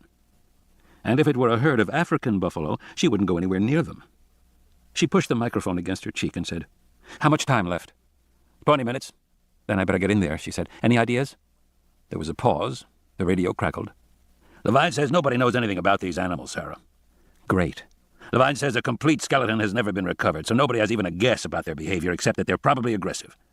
"Great," she said. She was looking at the situation of the car and the overhanging trees. It was a shady area, peaceful and quiet in the early morning light. The radio crackled. "Levine says you might try walking slowly in and see if the herd lets you through. But no quick movements, no sudden gestures." She stared at the animals and thought, they have those domed heads for a reason. "No thanks," she said. "I'm going to try something else." "What?" In the store, Levine said, "What did she say?" "She said she was going to try something else." "Like what?" Levine said. He went to the window and looked out. The sky was growing lighter. He frowned. There was some consequence to that, he thought. Something he knew in the back of his mind but wasn't thinking about. Something about daylight and territory. Territory. Levine looked out at the sky again, trying to put it together. What difference did it make that daylight was coming? He shook his head, gave it up for the moment. "How long to reset the breakers?" "Just a minute or two," Thorne said. "Then there might still be time," Levine said. There was static hiss from the radio, and they heard Harding say, "Okay, I'm above the car." "You're where?" "I'm above the car," she said, "in a tree." Harding climbed out on the branch, moving farther from the trunk, feeling it bend under her weight. The branch seemed supple. She was now 10 feet above the car, swinging lower. Few of the animals below had looked up at her, but the herd seemed to be restless. Animals sitting in the got up and began to turn and mill. She saw their tails flicking back and forth, anxiously. She moved farther out, and the branch bent lower. It was slippery from the night's rain. She tried to gauge her position above the car. It looked pretty good, she thought. Suddenly, one of the animals charged the trunk of the tree she was in, butting it hard. The impact was surprisingly forceful. The tree swayed, her branch swinging up and down while she struggled to hold on. "Oh, shit," she thought. She rose up into the air, came down again, and then she lost her grip. Her hands slipped on wet leaves and wet bark, and she fell, free. At the last moment, she saw that she would miss the car entirely. Then she hit the ground, landing hard in muddy earth, right beside the animals. The radio crackled. "Sarah," Thorne said. There was no answer. "What's she doing now?" Levine began to pace nervously. "I wish we could see what she's doing." In the corner of the room, Kelly got up, rubbing her eyes. "Why don't you use the video?" Thorne said. "What video?" Kelly pointed to the cash register. "That's a computer." "It is?" "Yeah, I think so." Kelly yawned as she sat in the chair facing the cash register. It looked like a dumb terminal, which meant it probably didn't have access to much, but it was worth a try anyway. She turned it on. Nothing happened. She flicked the power switch back and forth. Nothing. Idly, she swung her legs and kicked a wire beneath the table. She bent over and saw that the terminal was unplugged. So she plugged it in. The screen glowed, and a single word appeared: log in. To proceed further, she knew she needed a password. Arby had a password. She glanced over and saw that he was still asleep. She didn't want to wake him up. She remembered that he had written it down on a piece of paper and stuck it in his pocket. Maybe it was still in his clothes, she thought. She crossed the room, found the bundle of his wet, muddy clothes, and began going through the pockets. She found his wallet, the keys to his house, and some other stuff. Finally, she found a piece of paper in his back pocket. It was damp and streaked with mud. The ink had smeared, but she could still read his writing. Kelly took the paper and went back to the computer. She typed in all the characters carefully and pressed the return key. The screen went blank, and then a new screen came up. She was surprised. It was different from the screen she had seen earlier in the trailer. InGen, Site B Network Services. She was in the system. But the whole thing looked different. Maybe because this wasn't the radio net, she thought. She must be logged into the actual laboratory system. It had more graphics because the terminal was hardwired. Maybe they even ran optical pipe out here. Across the room, Levine said, "Kelly, how about it?" "I'm working on it," she said. Cautiously, she began to type. Rows of icons appeared rapidly across the screen, one after another. She knew she was looking at a graphic interface of some kind, but the meaning of the images wasn't obvious to her, and there were no explanations. The people who had used the system were probably trained to know what the images meant. But Kelly didn't know. She wanted to get into the video system, yet none of the pictures suggested anything to do with video. She moved the cursor around, wondering what to do. She decided she'd have to guess. She picked the diamond-shaped icon on the lower left and clicked on it. InGen, Biowaste Production Control. "Uh-oh," she said, alarmed. Levine looked over. "Something wrong?" "No," she said. "It's fine."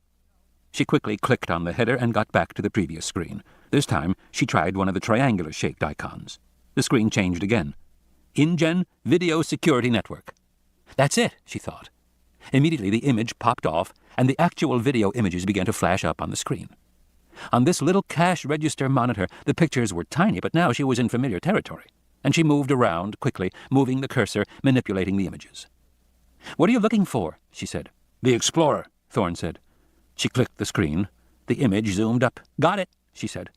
Levine said, "You do?" He sounded surprised. Kelly looked at him and said, "Yeah, I do." The two men came and stared at the screen over her shoulder. They could see the Explorer on a shaded road. They could see the pachycephalosaurs, lots of them, milling around the car. The animals were poking at the tires in the front fender. But they didn't see Sarah anywhere. "Where is she?" Thorne said. Sarah Harding was underneath the car, lying on her face in the mud.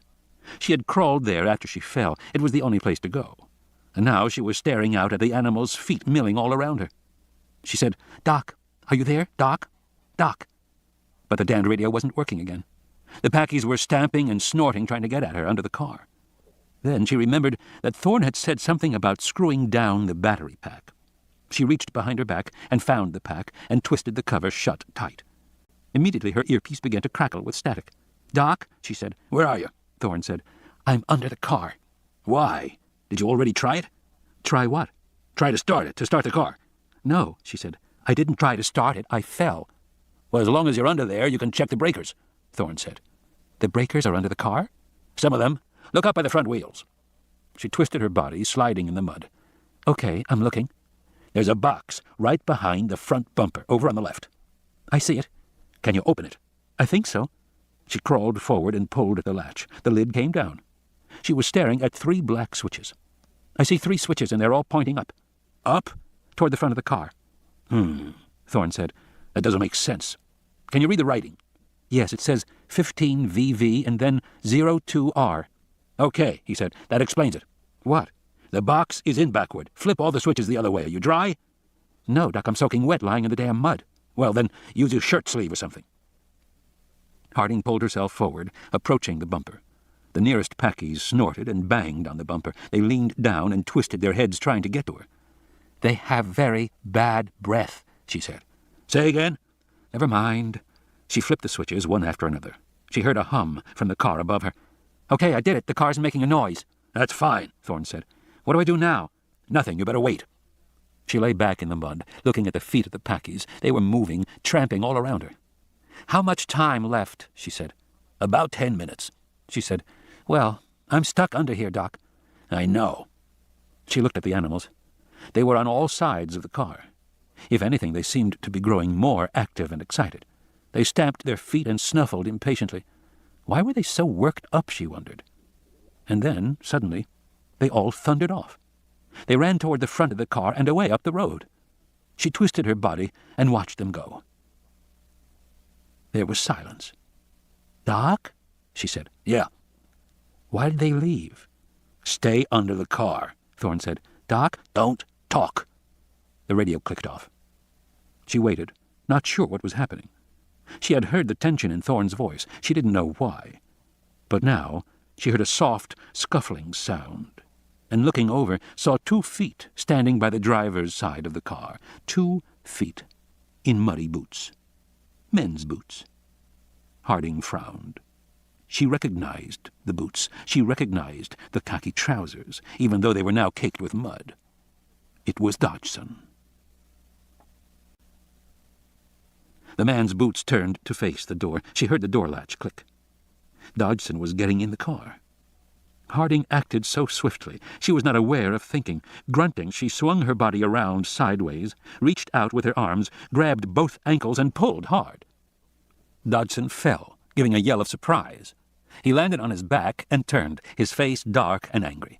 He saw her and scowled. "No shit," he said. "I thought I finished you off on the boat." Harding went red with rage and started to crawl out from under the car. Dodgson scrambled to his knees as she was halfway out, but then she felt the ground begin to shake, and she immediately knew why. She saw Dodgson look over his shoulder and flatten himself on the ground. Hurriedly, he started to crawl under the car beside her. She turned in the mud, looking down along the length of the car, and she saw a Tyrannosaurus coming up the road toward them. The ground vibrated with each step.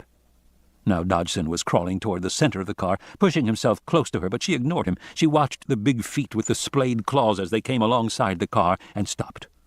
Each foot was 3 feet long. She heard the Tyrannosaur growling. She looked at Dodgson. His eyes were wide with terror. The Tyrannosaur paused beside the car. The big feet shifted. She heard the animal somewhere above, sniffing. Then, growling again, the head came down. The lower jaw touched the ground. She could not see the eye, just the lower jaw. The Tyrannosaur sniffed again, long and slow. It could smell them.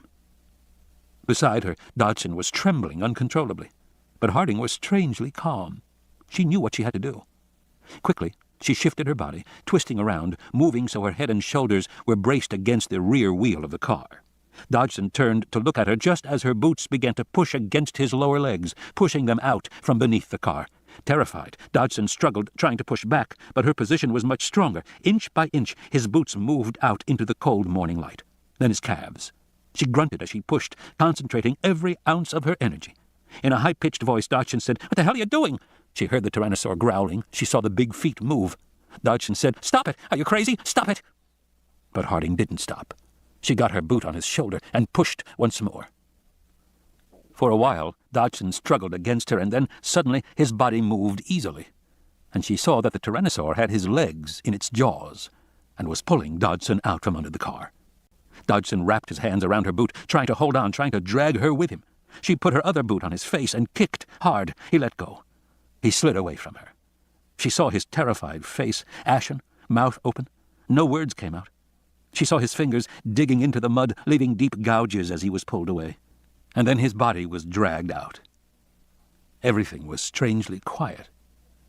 She saw Dodgson spin around onto his back and look upward. She saw the shadow of the Tyrannosaur fall across him. She saw the big head come down, the jaws wide.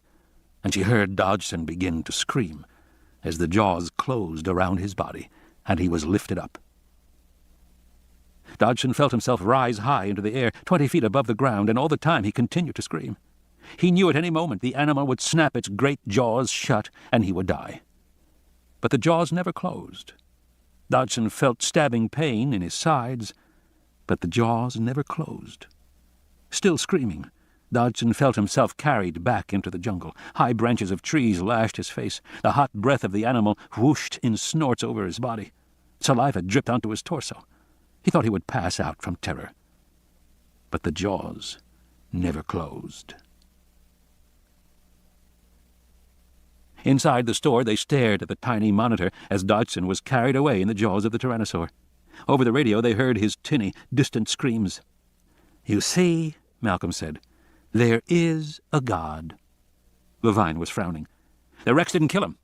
He pointed to the screen. "Look, there, you can see his arms are still moving. Why didn't it kill him?" Sarah Harding waited until the screams faded. She crawled out from beneath the car, standing up in the morning light. She opened the door and got behind the wheel. The key was in the ignition. She gripped it with muddy fingers. She twisted it. There was a chugging sound, and then a soft whine. All the dashboard lights came on. Then silence. Was the car working? She turned the wheel, and it moved easily. So the power steering was on. "Doc?" "Yes, Sarah." "The car's working. I'm coming back." "Okay," he said. "Hurry." She put it in drive and felt the transmission engage. The car was unusually quiet, almost silent, which was why she was able to hear the faint thumping of a distant helicopter. Daylight. She was driving beneath a thick canopy of trees back toward the village. She heard the sound of the helicopter build in intensity, then it roared overhead, unseen through the foliage above. She had the window down and was listening. It seemed to move off to her right, toward the south. The radio clicked. "Sarah." "Yes, Doc?" "Listen, we can't communicate with the helicopter." "Okay," she said. She understood what had to be done. "Where's the landing site?" "South about a mile. There's a clearing. Take the Ridge Road." She was coming up to the fork. She saw the Ridge Road going off to the right. "Okay," she said. "I'm going." "Tell them to wait for us," Thorne said. "Then come back and get us." "Everybody okay?" she said. "Everybody's fine," Thorne said. She followed the road. Hearing a change in the sound of the helicopter, she realized it must be landing. The rotors continued a low whir, which meant the pilot wasn't going to shut down. The road curved off to the left. The sound of the helicopter was now a muted thumping. She accelerated, driving fast, careening around the corner.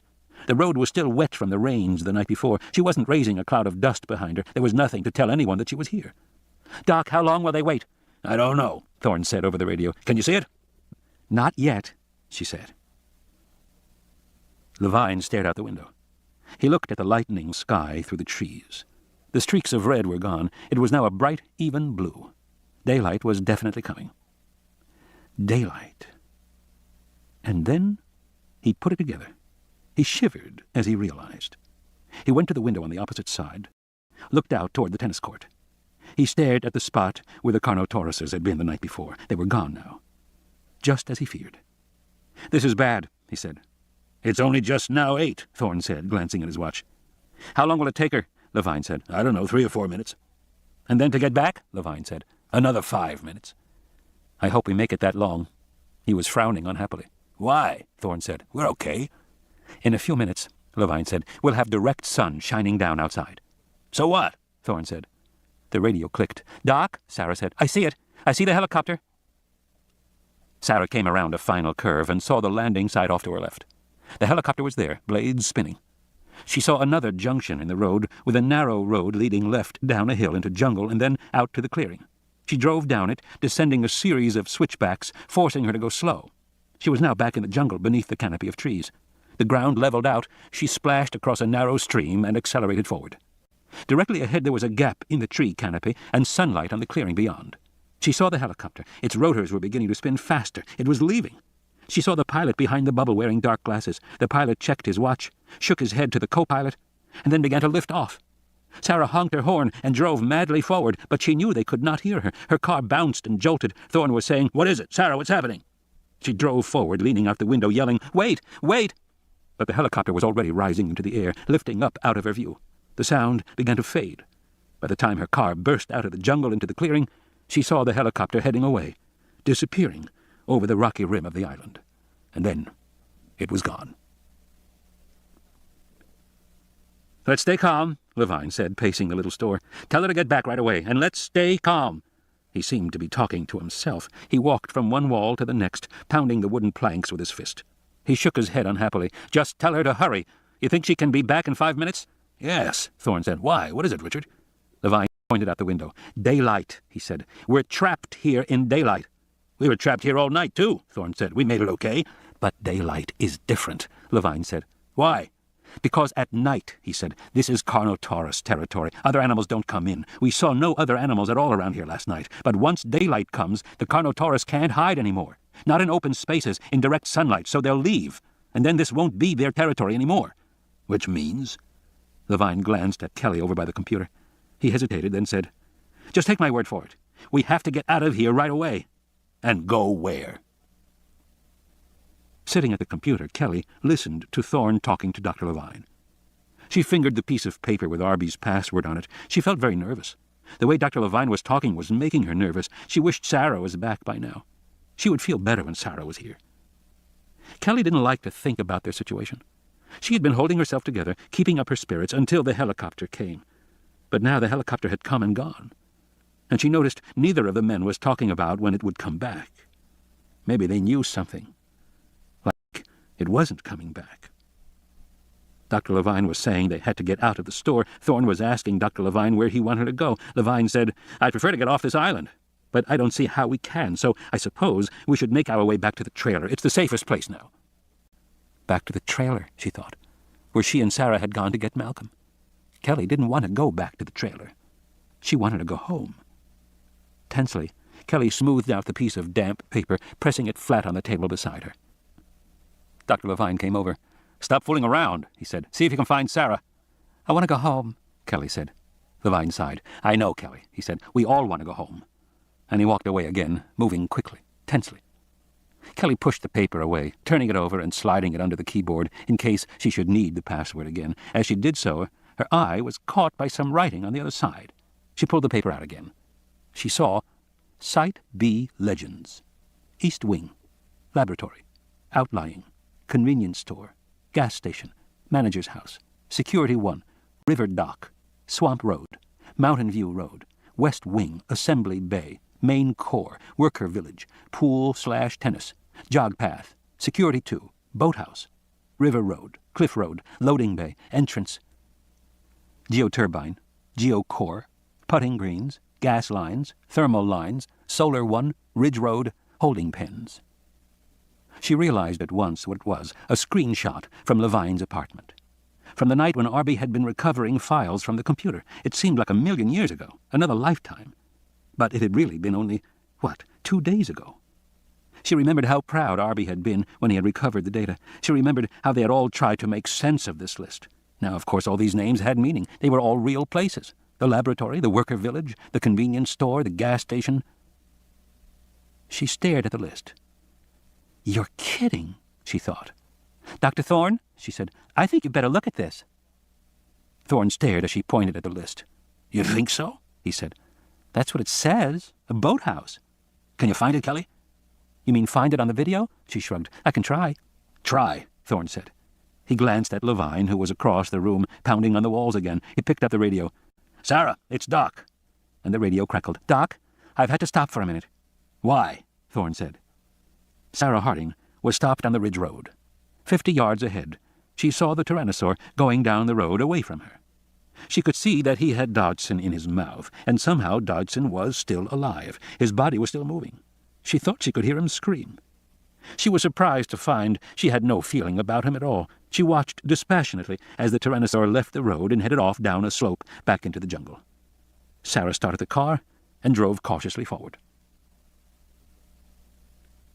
At the computer console, Kelly flicked through video images one after another until finally she found it.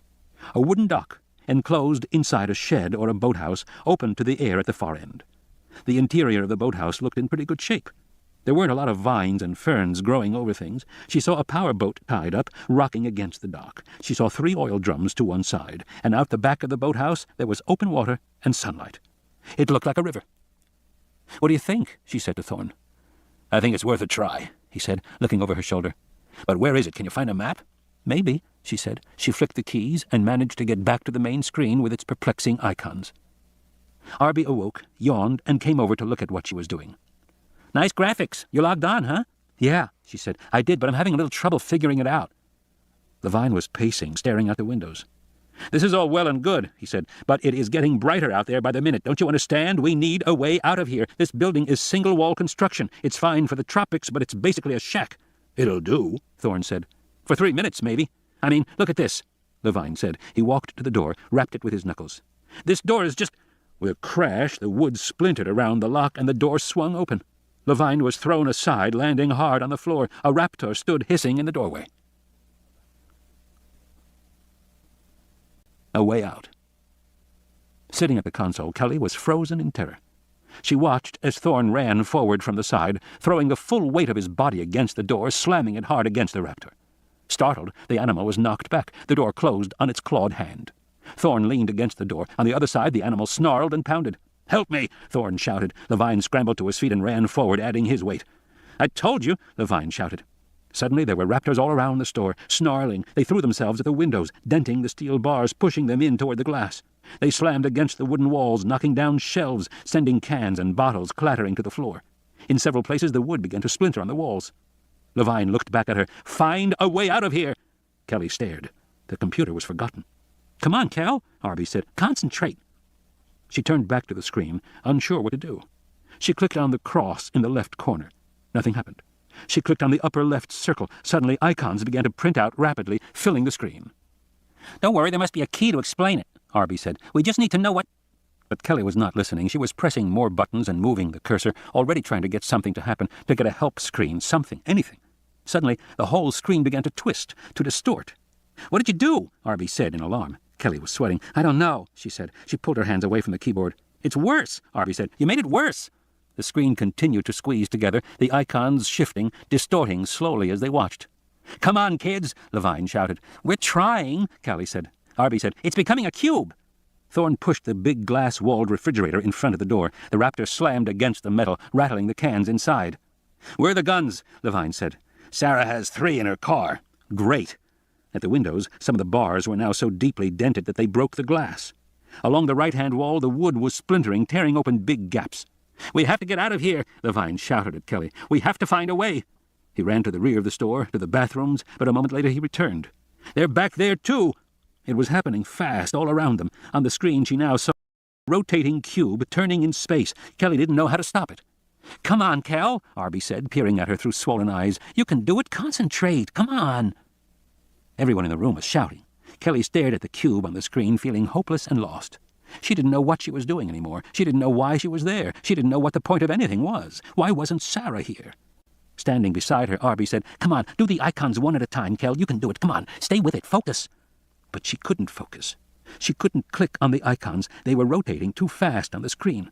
There must be parallel processors to handle all the graphics. She just stared at it. She found herself thinking of all sorts of things, thoughts that just came unbidden into her mind. The cord under the desk, hardwired, lots of graphics. Sarah talking to her in the trailer. "Come on, Kel, you have to do this now. Find a way out." In the trailer, Sarah said, "Most of what people tell you will be wrong." "It's important, Kel," Arby said. He was trembling as he stood beside her. She knew he concentrated on computers as a way to block things out, as a way to... The wall splintered wide, an 8-inch plank cracking inward, and a raptor stuck his head through, snarling, snapping his jaws. She kept thinking of the cord under the desk. The cord under the desk. Her legs had kicked the cord under the desk. The cord under the desk. Arby said, "It's important." And then it hit her. "No," she said to him, "it's not important." And she dropped off the seat, crawling down under the desk to look. "What are you doing?" Arby screamed. But already Kelly had her answer. She saw the cable from the computer going down into the floor through a neat hole. She saw a seam in the wood. Her fingers scrabbled at the floor, pulling at it, and suddenly the panel came away in her hands. She looked down. Darkness. Yes, there was a crawl space. No more. A tunnel. She shouted, "Here!" The refrigerator fell forward. The raptors crashed through the front door. From the sides, other animals tore through the walls, knocking over the display cases. The raptors sprang into the room, snarling and ducking. They found the bundle of Arby's wet clothes and snapped at them, ripping them apart in fury. They moved quickly, hunting. But the people were gone. Escape. Kelly was in the lead, holding a flashlight. They moved, single file, along damp concrete walls. They were in a tunnel 4 feet square, with flat metal racks of cables along the left side. Water and gas pipes ran near the ceiling. The tunnel smelled moldy. She heard the squeak of rats. They came to a wide junction. She looked both ways. To the right was a long, straight passageway going into darkness. It probably led to the laboratory, she thought. To the left was a much shorter section of tunnel with stairs at the end. She went left. She crawled up through a narrow concrete shaft and pushed open a wooden trapdoor at the top. She found herself in a small utility building surrounded by cables and rusted pipes. Sunlight streamed in through broken windows. The others climbed up beside her.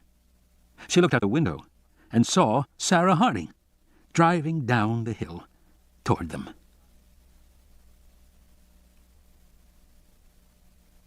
Harding drove the Explorer along the edge of the river. Kelly was sitting beside her in the front seat. They saw a wooden sign for the boathouse up ahead. "So it was the graphics that gave you the clue, Kelly?" Harding said admiringly. Kelly nodded. "I just suddenly realized it didn't matter what was actually on the screen. What mattered was there was a lot of data being manipulated, millions of pixels spinning there, and that meant there had to be a cable. And if there was a cable, there must be a space for it, and enough space that workmen could repair it, all of that." "So you looked under the desk?" "Yes," she said. "That's very good," Harding said. "I think these people owe you their lives." "Not really," Kelly said with a little shrug. Sarah shot her a look. "All your life, other people will try to take your accomplishments away from you. Don't you take it away from yourself." The road was muddy alongside the river, and heavily overgrown with plants. They heard the distant cries of the dinosaurs somewhere behind them. Harding maneuvered around a fallen tree, and then they saw the boathouse ahead. "Uh-oh," Levine said. "I have a bad feeling." From the outside, the building was in ruins, and heavily overgrown with vines.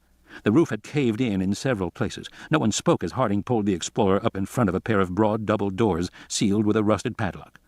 They climbed out of the car and walked forward in ankle-deep mud. "You really think there's a boat in there?" Arby said doubtfully. Malcolm leaned on Harding while Thorne threw his weight against the door. Rotten timbers creaked, then splintered. The padlock fell to the ground. Harding said, "Here, hold him," and put Malcolm's arm over Thorne's shoulder. Then she kicked a hole in the door wide enough to crawl through. Immediately she went inside, into darkness. Kelly hurried in after her. "What do you see?" Levine said, pulling planks away to widen the hole. A furry spider scurried up the boards, jumping away. "There's a boat here, all right," Harding said, "and it looks okay." Levine pushed his head through the hole. "I'll be damned," he said. "We just might get out of here after all." Exit. Louis Dodgson fell.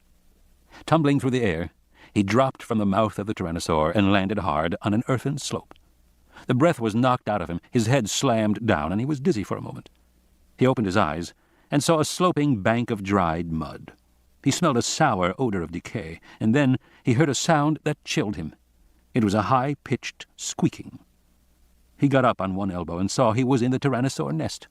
The sloping mound of dried mud was all around him. Now there were 3 infants here, including one with a piece of aluminum wrapped around its leg. The infants were squeaking with excitement as they toddled toward him. Dodgson scrambled to his feet, unsure of what to do. The other adult Tyrannosaur was on the far side of the nest, purring and snorting. The one that had brought him was standing over him. Dodgson watched the babies moving toward him with their downy necks and their sharp little jaws, and then he turned to run. In an instant, the big adult brought his head down, knocking Dodgson over. Then the Tyrannosaur raised its head again and waited, watching. What the hell is going on? Dodgson thought. Cautiously he got to his feet again, and again he was knocked down. The infants squeaked and came closer. He saw that their bodies were covered in bits of flesh and excrement. He could smell them. He got up on all fours and began crawling away. Something grabbed his leg, holding him.